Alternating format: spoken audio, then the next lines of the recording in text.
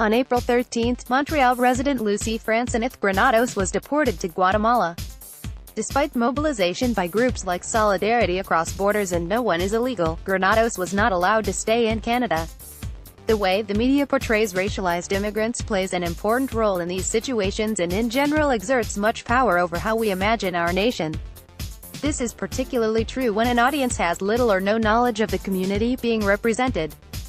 Journalists and media producers tend to use shorthand devices that portray good versus bad citizens and racial minorities as others, who can never fit into Canada or whose differences can only be tolerated if they become like us.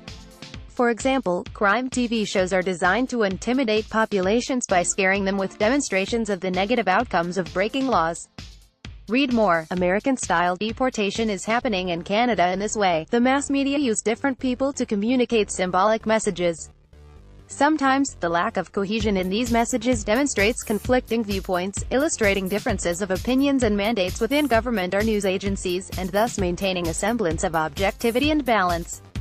At other times, though, such messages, especially when they revolve around issues like illegal immigration, tend to be quite uniform.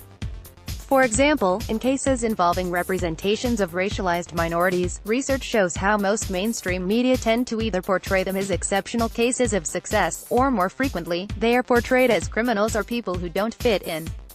Lucy Granados was used as an example. The government said Granados had committed a crime by remaining in the country for 9 years as an undocumented worker after her initial application for refugee status was denied.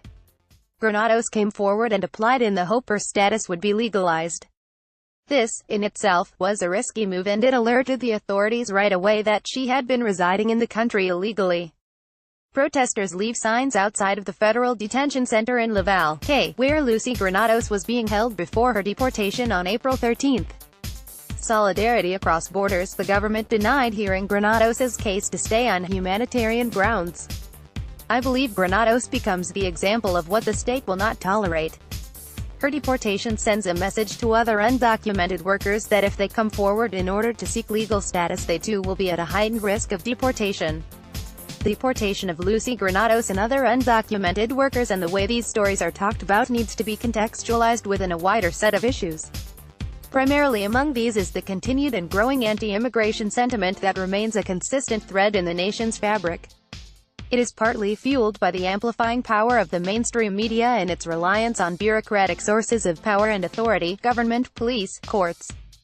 A wave of anti-immigration with recent media portrayals of Haitians and others crossing the borders. There is a heightened panic that the immigration system has broken down and that the country will be overwhelmed by its benevolence. At the same time, the story is that Ottawa is doing what it can to stem the tide and to diffuse the impact of misinformation about the immigration system. This backdrop then informs the Granados case, but fails to rectify the situation. Rather, it simply underscores the reality that we have become like the United States in terms of expelling and deporting those we don't consider as fitting into our nation. The tide of anti-immigration sentiments is apparent in other instances. For example, Quebec mosque shooter Alexander Bissonnette shot and killed 6 Muslims and injured 19 others at the Quebec Grand Mosque because he was afraid of an imminent terrorist attack and because, as he said in court, the Canadian government was, going to take in more refugees, those who couldn't go to the United States would end up here. Bissonnette was not simply reacting in a vacuum. He had heard news reports about Muslim terrorists, followed U.S. President Donald Trump's incessant tweets and watched YouTube for information on guns. He was convinced his family was in danger of a terrorist attack. So, he chose to act first by annihilating what he thought was the threat. A family from Yemen crosses the U.S.-Canada border in Hemmingford, in March 2017. The Canadian press, Graham Hughes. The perceived threat was sparked by Prime Minister Justin Trudeau's statement welcoming refugees following Trump's travel ban prohibiting visitors and immigrants from 7 Muslim-majority countries. Framed in this way, his actions are rendered legible, though insane. The refugees and potential terrorists, read Muslims, are then to be blamed for Bissonnette's mental decline and his murderous actions. To be sure, Canada has accepted a high number of refugees, but are these refugees to be blamed for seeking entry and for striving for a better life? Exceptional immigrants versus criminal ones. The media's framing of refugees and immigrants as threats has been widely documented in existing studies, both here and in other Western nations.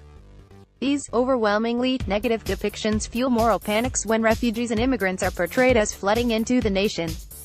The language of the stories suggests an avalanche, or invasion, that threatens the nation. The pictures accompanying such stories tend to present the refugees in huddled masses or as masses on the move. The stories rarely touch on the contributions of these immigrants and refugees. Many of them are sponsored by families, organizations, and concerned others. They pay taxes, buy goods, and do the jobs that no one else wants to do. Though trained as doctors, lawyers, and engineers, many end up driving taxis, opening small businesses like restaurants, and feeding the economy in other ways. Their contributions feed the nation, supplement our reserves, supplying the funds that will sustain our future, be it through social programs or the consumer economy. Just as race exceptionalism in media representations can work to make icons of particular success cases, so can stereotyping make them appear as if they are all the same. The illegal refugee comes to stand in for all refugees, as does the illegal immigrant. In a recent interview I participated in on CJAD Radio, popular among Anglophones in Montreal, Neil Drabkin, an immigration lawyer, responded to my analysis about the diverging reality between the rhetoric of Canada as a benevolent nation and the reality of the brutality of deportation by beginning his interview segment with the following statement: "Let me put down my violin." His statement was designed to convey to listeners a dismissal and trivialization of my argument and position me as one of a bleeding-heart liberal, telling a sob story. I wonder how all those Canadians who have privately sponsored Syrian and other refugees, or families that have sought to reunite with their loved ones, would feel about this. And what about the painstaking work that non-profit organizations do about safeguarding the rights of those who have no rights in this country? Permanent resident status should be based on more than formal rules and regulations. It should take into consideration the work that people have done for the good of society, not just in terms of economic investment, but in terms of working towards a more equitable and just social order. To wit, at the end of the day, the nation-state is a constructed entity. Real sovereignty belongs to indigenous nations. Yet, as history reveals, the dispossession of indigenous sovereignty is the state's way of ensuring a particular kind of nation. Had the existing structures taken this into account, Lucy Granados, who worked for 9 years in Montreal to support women workers, might have had her deportation order stayed.